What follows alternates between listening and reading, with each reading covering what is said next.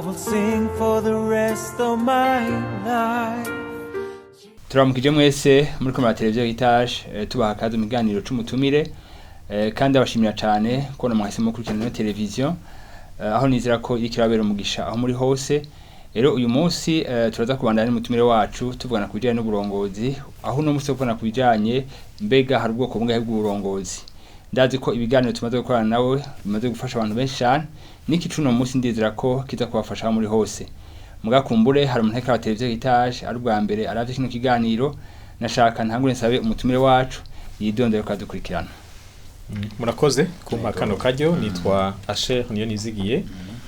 Ndanezerewe no kubana namwe kandi ndumwigisha uburongozi n'ijambo ry'Imana. Haba kandi ndamukije n'abari ko baradukurikirana bose, ndizera ko Imana iza kugira icyo baganiririye biciye mu byo tugiye kuvugana. Yego, murakoze cyane kandi turabashimiye cyane kubona kandi mungiye kuduha umwanya wanyu uya tuvugane kandi kubijanye no kurongora abantu. Turabona abantu kenshi baribaza babonye ukuntu hirya no hino uburongozi ukuntu bari kurakora mu nzego zitandukanye, bakibaza ikibazo mbega hoba hari ubwoko bwinshi bwo kurongora ko tubona abantu barongora abantu mu buryo butandukanye, mbega hari ico mu bivuga ko? Ego, kurongora ni gikorwa mu buryo butandukanye. Ivyo nivyo abantu ntibakora igikorwa cyo kurongora cyo kimwe. Mbere washaka n'umuntu arashobora guhindura ingena bikora bivanye n'umwanya arimwo, bivanye nabo bari kumwe. Rero nivyo hari ubwoko butandukanye bw'uburongozi. Uburongozi ntibukorwa kumwe, bukorwa mu buryo butandukanye. Ego, murakoze cyane. Urumva ko ari ubwoko butandukanye bwo kurongora. Mbega igihe Imana yari mu muntu hoba ico ciyumviro cuko hazo ubwoko butandukanye bwo kurongora kubera iki? Igihe Imana yari mu muntu yamuhaye igikorwa cyo kuganza ivyaremwe, ntiyaja mu idonido ngo imubwire ingene azobigira. Ariko ugiye kuraba ico gikorwa cyo kuganza uko abantu bagwira niko casaba ko haba abafata ingingo, haba abaserukira abandi. Naho gushaka ugafata akarorero gasanzwe, kuganza ivyaremwe nukubitunganya mu buryo butuma bigendera ku rutonde rwiza, bigakingirwa, ariko kandi ivyo abantu bakeneye bakabironka. Nimba dufashe nko gutunganya ibijanye n'amashamba, turakenera nk'abarundi turakenera inkwi, turakenera ibiti vyo kubaka. Hatabayeho kubitunganya neza turashobora kubihonya, ugasanga urunganwe rukurikira ntiruronse ibya biti ruzokenera mu gihe cago hageze ko gubaka amazu, ibiraro n'ibindi. Bica bisaba rero yuko muri uko kubikuramwo ivyo dukeneye habaho no kubikingira, habaho no kubizigama kugira ngo ntibihone. Mugabo urumva mukira abantu 5, mukira abantu 10 muri ngaho ku isi yuzuye ibiti n'amashamba, kumbure nta burongozi bukenewe cyane, murashobora kuvyumvikana hagati yanyu. Mugabo mumaze kuba abantu amamiliyoni, hagatangura kuzamwe ibihugu, hakazamwe imbibe, birasaba yuko habaho abafata ingingo kugira ngo itunganywa ry'amashamba rigende neza. Hamaze kuzamwe gufata ingingo rero, uburongozi buba bwamaze kwinjira. Kuvuga rijya tegeko Imana yahaye umuntu uri kurikiranye uko ryategeza gushirwa mu ngiro, uko abantu baje baraba benshi niko vyasaba ko habaho uburongozi.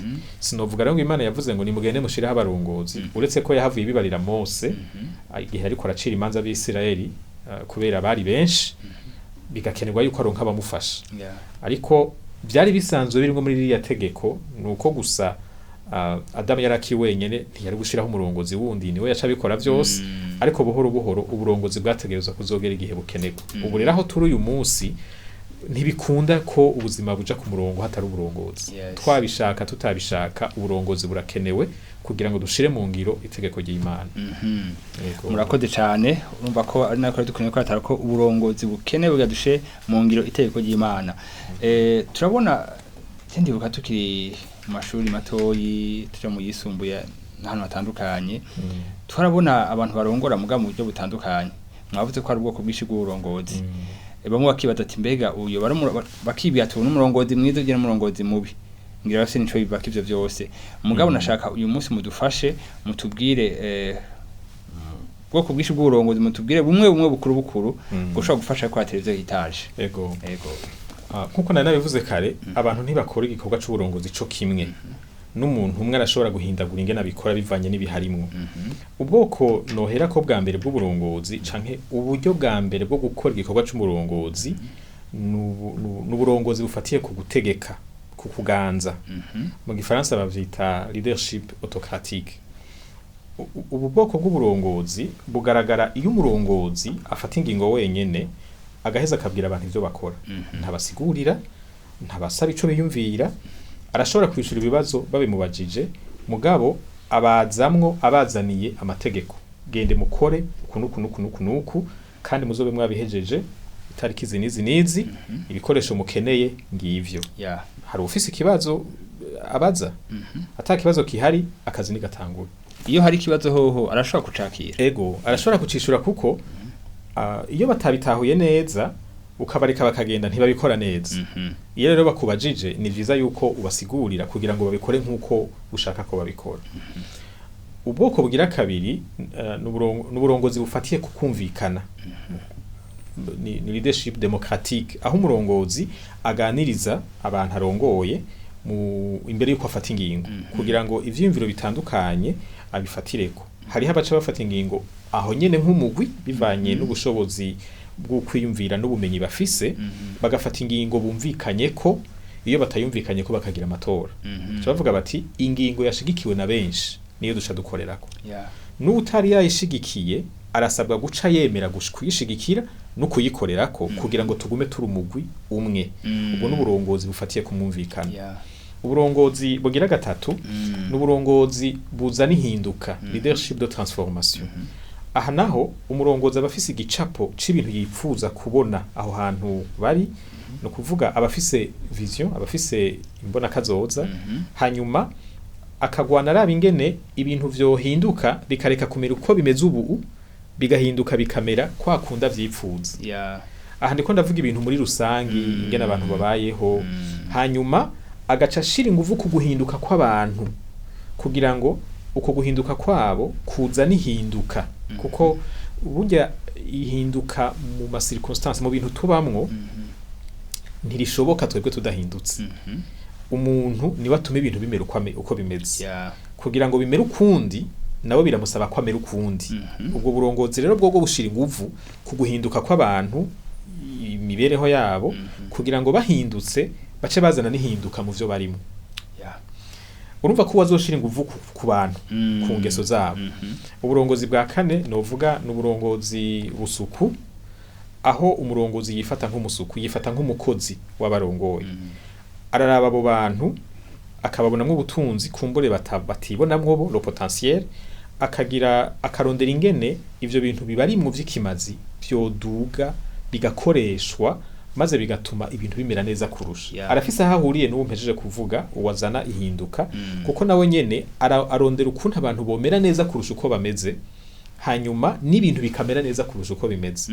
Ariko we ashira inguvu ku kugira icabamariye bo, maze muri uko kubakorera nabo bace bitangira ya ntumbero rusange bafise.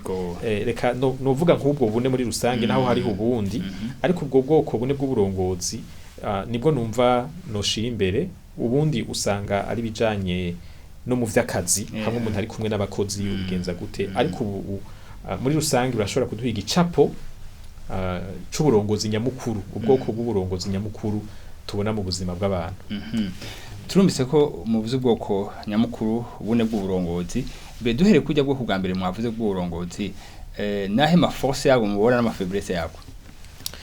Ubu burongozi bufatiye ku gutegeka bufise ivyiza vyabwo nuko butuma ibintu binyaruka. Nta mwanya wo kuganira, nta mwanya wo kumviriza naka. Ingingo zifatwa vyihuse.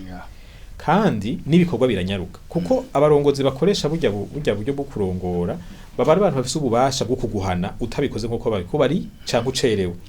Mbere kenshi bakoresha nyene gukara kugira ngo abantu bace bakorera ku bwoba gutyo babinyarutse. No kuvuga rero yuko bukoreshejwe neza ibintu biranyaruka. Ingorane zabwo buraruhisha abantu. Kuko hari igihe usanga uri gukoresha abantu bobo biyumviriye ivyo bintu babariye bumva bari kubikora ukundi, mugabo ukaba wabimya karyo ko kugira ico babivuzeko. Iyo ari abantu rero babitahura gose, haragera igihe bumva umenga uri kurabarenganya, bumva umenga uri kubikora nabi, kandi ubahaye ijambo kumbure bari kuguha iciyumviro kiruta ico wowe uri kurakorerako. Iyo abantu rero batanguye kuruha baca batangura kuvyonona bimwe bita sabotage. Baragutinya mugabo ivyo kukubaha bikagenda biramanuka. Kandi bakora kubera bacunzwe kubera iryo terabwoba. Iyo utahari ntibasubira gukora nkuko bariko barakora. Urumva yuko ubwo burongozi naho bunyarutse ibintu si uburongozi bushobora gushika kure cane. N'uburongozi bushobora gukenerwa mu mwanya muto mugabo bimwe vyo kwiyumvira ibintu birebire vya long terme haragera igihe abo bantu noneho usanga n'uwo murongozi bamuhangara mbere bakarondera n'ingene bo mukuraho kubera yabaruhishije. Nico gituma rero n'uwo bukoresha yo kwiyubara ntabutebemwo. Cane cane yari kumwe n'abantu bafise ubwenge bumva ivyo barimwo nabo bashoboye kwiyumvira rimwe na rimwe no kumurusha. Ego birakomeye gose. Hama ubwa kabiri nabwo uburongozi bwa kabiri iciza cabwo nuko abantu biyumvamwo ivyo bariko barakora kuko ingingo zifatwa baba bazifise mu ruhara. Hageze ko bakora ibikorwa baba bumva ari ibikorwa vyabo. Ntibavuga ngo ni nakaya bitubariye ni umurongozi yadutegetse. Ibi bintu twabivuganye twavyumvikanye ko ni ibintu vyacu. Kimwe bita ownership mu Congereza. Ico ni ikintu gikomeye gose. Ni naco gituma abantu bashobora gukora ibintu bagashika kure bakabimara igihe kirekire kuko bumva ko ari vyabo. Ikintu kigora muri ubu burongozi ingingo zifata umwanya munini. Kuko iyo ubukoresheje bisaba ko wumviriza abantu bose. Hariho rero bamwe baba bafite ivyumviro biri kure ugasanga ubahaye ijambo barabasubiza inyuma. Utegereza kubihanganira kuko ubatse ijambo nabo bubababaje. Waramutse wemera kumviriza abantu uremera ugafata uwo mwanya. Ariko naho biteba biraduza ubushobozi bwo kwiyumvira bw'abantu. Ubu uri kurabamenyereza kwiyumvira, ubu uri kurabamenyereza gufata ibintu mu minwe. Iyo abantu bamaze igihe kirekire usanga ivyumviro vyabo vyaraduze. Ico ni ikintu ciza.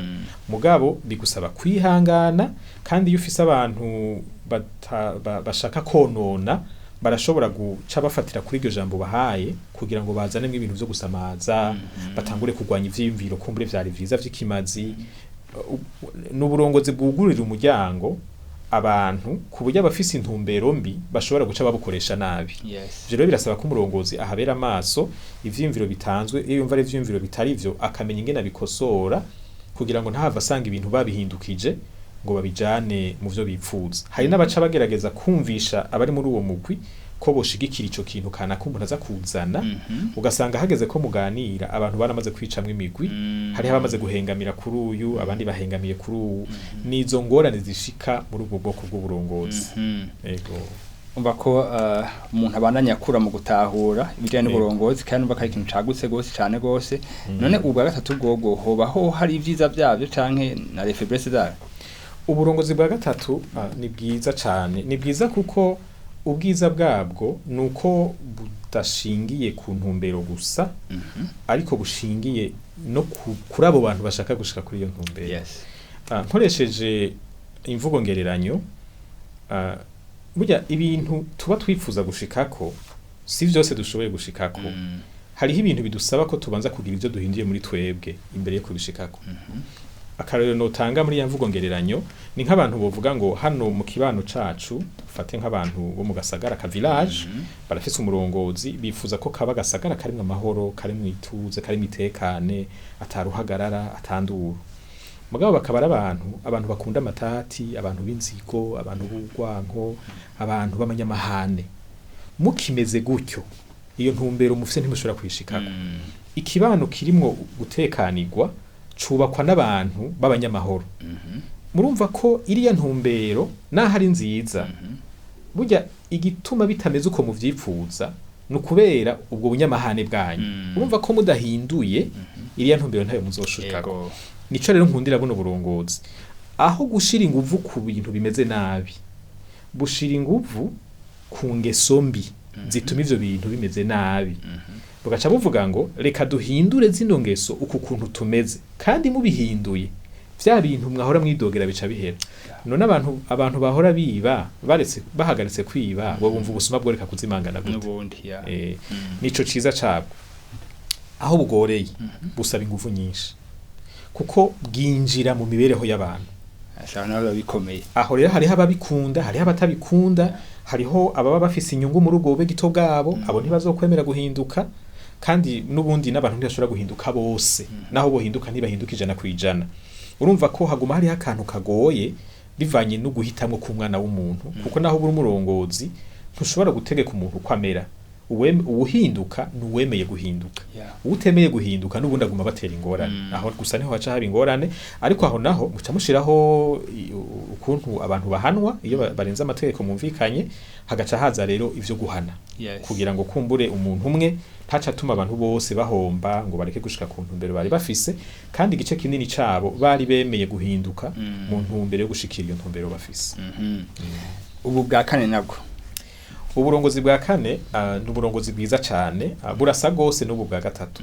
Iciza cabwo nuko umurongozi arongorana abantu umutima w'ubuvyeyi ntabazamwo nk'umuntu aje kubaganza aje kubakandamiza aje kubaremera abazamwo nk'umuntu aha agaciro ivyiza bibarimwo agashaka akagerageza kubatera intege kugira ngo ivyo vyiza bibarimwo babikoreshe.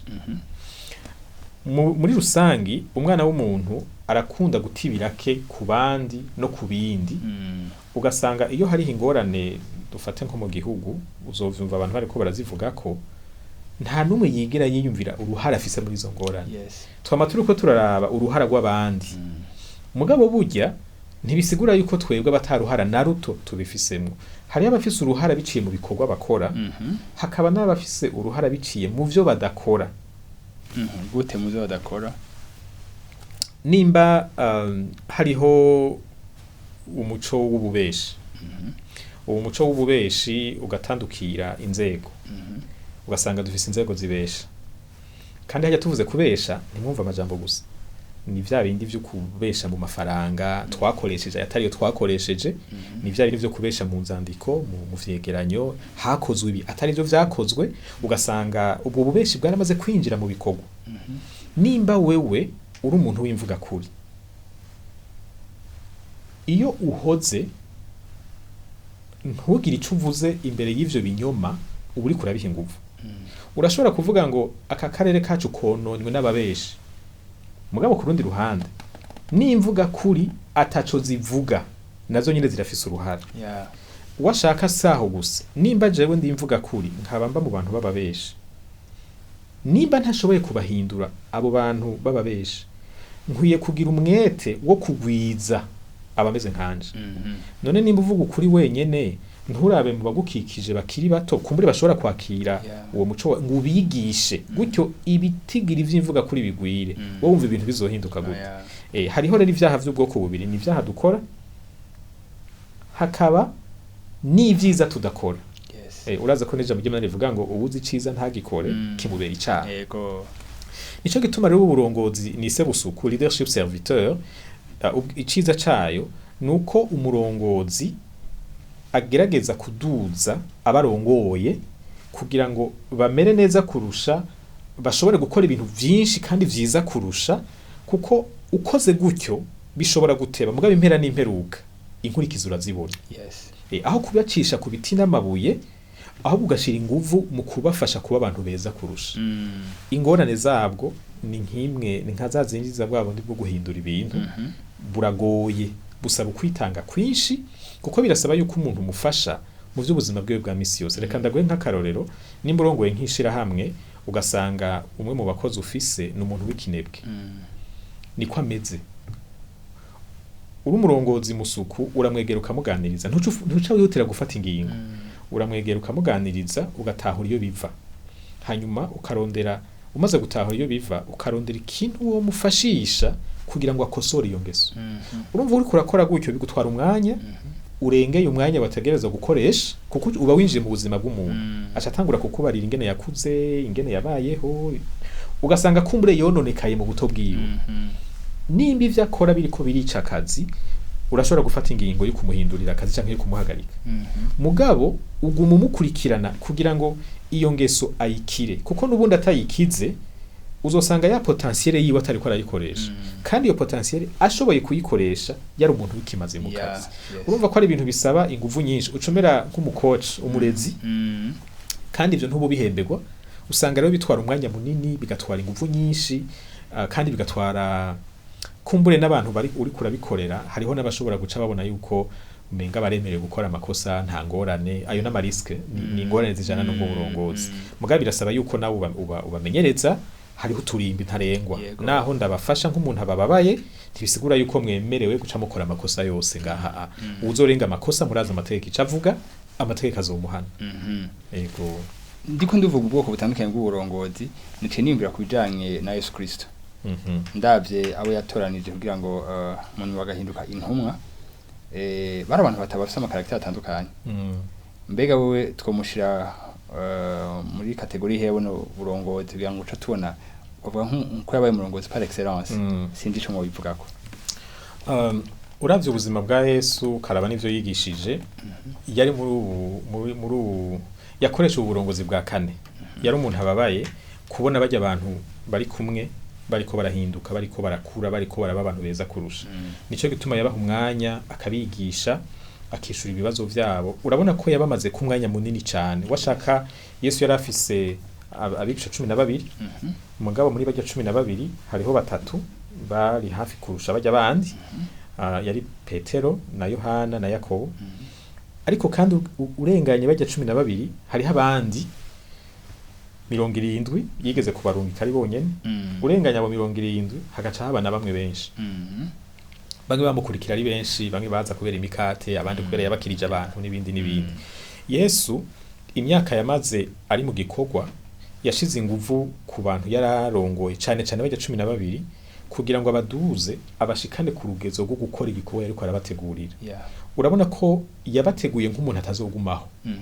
kandi ukuduga kwabo kubona bariko barakora ibintu neza vyaramunezera cyane uyo rero niwo mutima ukwiye kuranga umurongozi wese ibi ntibisigura yuko udashobora kubakarira kuko murazi ko nabo nyene yigeze kubabwira ngo igihe Yohana yigera kuvuga ngo bahamagara umuriro kugira ngo turire abasamariya yaramukariye yavuze ngo ntimuzi mwe muri mwebwe ikiti cyo canzanye Petero yarigeze kuvuga ibintu bitari vyo ariko aragwanya avuga ko Yesu adashobora gupfa avuze ati mvi nyuma ya shetani umurongozi musuka arashobora gukara mugabo umutima w'ubusuku ntuvaho ni yagukarira agukarira kubera urukundo gukunda kubera icifuzo cyo kubona ubaye umuntu mwiza kurusha ni nka kujya kuntu abavyeyi bafata abana umuvyeyi arashobora gukarira umwana mugabo ntibikuraho urukundo mukunda washaka niyo yashavuye akamuhana birenze urabona ko bimubabaza rero umutima w'ubusuku ni ukwiye kuba umushinge w'uburongozi bwose bishitse ugasanga bivanye naho mugeze bikenewe gukoresha amategeko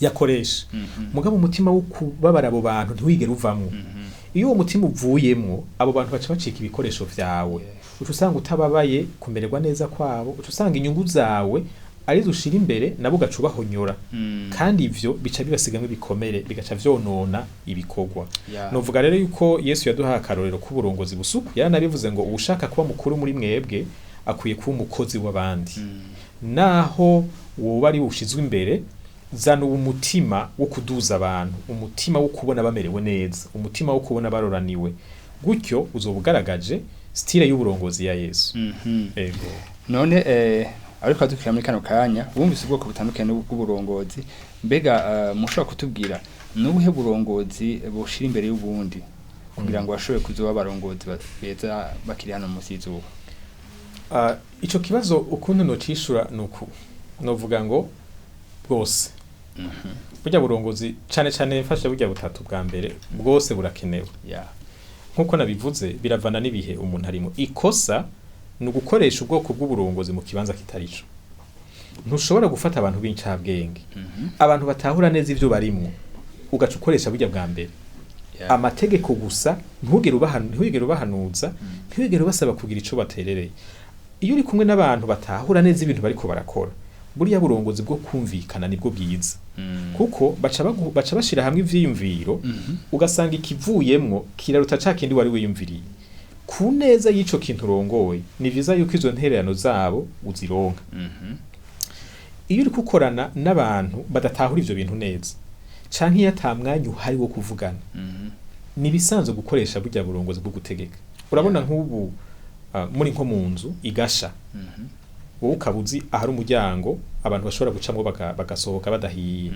ntubanza kubagirisha inama ngo mubona twocahe ubaha amategeko wowe cahajya wowe mena ujya muryango kuraho kijya kintu mu nzira utanga amategeko kugira ngo ukize ubuzima mu bihe vy'ama urgence hakora burya burongozi bwo gutegeka kubera ubushaka gukiza abantu mu mwanya muto ushoboka ugiye mu vy'amanama bose bohira muri iyo nzu kuvuga rero mu bantu batazi neza ivyo barimwo batabitahura gose naho bo baha ikiganiro batomenya iyo bahera niyo bajana no mu gihe cyo kwihuta hakora amategeko ariko igihe cyose bishoboka ganiriza abantu naho mutofata ingingo nk'umugwi fatira ku vyo bashikirije bigufashe gutora ingingo bofata mugabo abo bantu nimba ari abantu bafise ingeso zituma badakora neza bafashe guhinduka ivyo vyose ubikorana umutima w'ubuvyeyi ubakunda ubababaye wifata nk'umukozi wabo urumva ko ubu burongozi busuku buza bubifatanya vyose hamwe ndashobora kwifata gutya canke gutya bivanye nabo turiko turakorana bivanye n'ibihe turimwo mugabo umutima w'ubusuku ukwiye kwamamwo igihe cose uvuyemwo utangura kwabiza gukoresha nabi ububasha ufise kuri abo bantu ego mbiko tubangiza kino biganiro cuno munsi ndazi ko ariko dukeneye kwatahura ibitari bike mu bijanye n'uburongozi ubwoko bune bw'uburongozi mwatubwiye mushobora nihe impanuro mva mutanga ku bijanye na buno bwoko bune bw'uburongozi mu muryango mu ishengero no mu gihugu impanuro notanga nuko jewe ndavye ingene mfatiye ku mico y'abarundi ingene uburongozi butahurwa ndabona ingorane kandi ni naho nashaka gutanga impanuro ya mbere uburongozi ukuntu butahurwa hano ahanini ni kibanza ni icubahiro ni inyungu z'umurongozi ni gutinywa ni ukubahwa n'ibintu byo kugara n'ibintu byo kuruta abandi kandi umenga ikibanza c'uburongozi tugiha agaciro bivanye n'ico tugikuramwo twebwe ivyo bintu sivyo kumbure twobirekera batazi Imana twebwe tugatahura uburongozi vy'ukuri ko nakaryo ko kugira icuma ari y'abantu nico gituma nashaka gutera intege abariko baratwumviriza bivanye naho muri haba mu muryango haba mu mashira hamwe murongoye mu mashengero n'ahandi mushira imbere uyu mutima wo kugira icuma ari y'abantu kubona uti aba bantu iminsi tuzomarana ndumurongozi wabo ni giki nipfuza ko cusigara mu buzima bwabo ikintu cikimazi kizoba kibonetse kubera jewe intererano nzoba ntanze mu buzima bwabo kugira ngo aho nabasanze ntaba ariho ndabasiga nzobasige hari ikintu cahindutse kumbure umwe wese ku gatwe kiwe mugabo kandi nk'umugwi umuntu arongoye ica kabiri imbere yo guhitamwo namba ari kubaganiriza namba ari gutanga amategeko namba ari gukoresha ubundi buhinga banza wibaza ubu buryo nibwo bujanye n'aba bantu turi kumwe nibi bihe turimwo kuko iyo ufashe uburongozi wari gukoresha aha ukabukoresha aha urashobora gutuma ibintu bipfa bipfuye ugacutibirake kuri abo bantu mugabo mu vy'ukuri ari wewe wihenze wakoresheje style y'uburongozi mu bantu bataribo no mu mwanya utaribo rero nashaka kubatera intege mvuga ngo imbere yo gufata ingingo yo kuvuga ngo reka nabikore gutya banza wiyumvire ubu nibwo buryo bwiza bwo gukorana n'abantu nk'aba wisunze ibihe murimo nuko abantu bameze abari humenya nimba ndabaha ijambo canke nimba ndabaha amategeko dukoze gutyo uzosanga turi flexible ushobora guhindura bivanye naho uri bivanye n'umwanya urimwo kandi ivyo bizotuma dushika ku ntumbero bitagoranye cane usange mbere n'amatati ni make kuko amatati menshi aterwa nuko wabikoze mu buryo bunyuranye nuko bavyumva nuko bameze nibihe muri ego murakoze cyane turabashimiye cyane ku nterano muje gutanga mu bijanye n'uburongozi muri kino kiganiro c'umutumire muracafise byinshi byo kubwira abantu ku bijanye n'uburongozi ko biragutse cyane gose mbega ikindi gihe twabikoze kugira tubandanye tuvugana ku bijanye n'uburongozi mumva muzoba muri kumwe natwe murakoze cyane akaryo kabonetse sinoreka kubitaba kuko nkuko nabivuze ndazi yuko ari iki cigwa gikenewe cyane mu bantu benshi kandi ndashima abamaze gukurikirana inyigisho ntanga bakavuga ko vyabafashije ko ari ivyahindutse nico gituma nanje ntoreka gutanga iyo ntererano akandi karyo nikaboneka muze mu ntera kamo nta nzobitaba nihatagira izindi ngorane ziba ngo zitumenyere ntashobora kuhaba yego murakoze cyane turashimiye cyane no wese karaba televiziyo hitaje muri kino gina c'umutumire ndizera ko mataho ibitari bike mu bijanye n'ubwoko bw'uburongozi n'ukuntu umuntu yovyifatamo n'ukuntu umuntu yoshobora kurongora akoresha ubwoko kanaka mu gihe kanaka kugira ngo ivyo karakora bishe kugenda neza cyane. Rero murakoze cyane tuzobandana n'ibindi biganiro kujana n'uburongozi n'umutumire wacu kugira ngo muri kino gihugu c'u Burundi eka nabo bose badukurikirana bagane hino ku isi babandanye baba abarongozi bazima mu gihe cabo. Murakoze aho muri hose mugiye ibihe vyiza.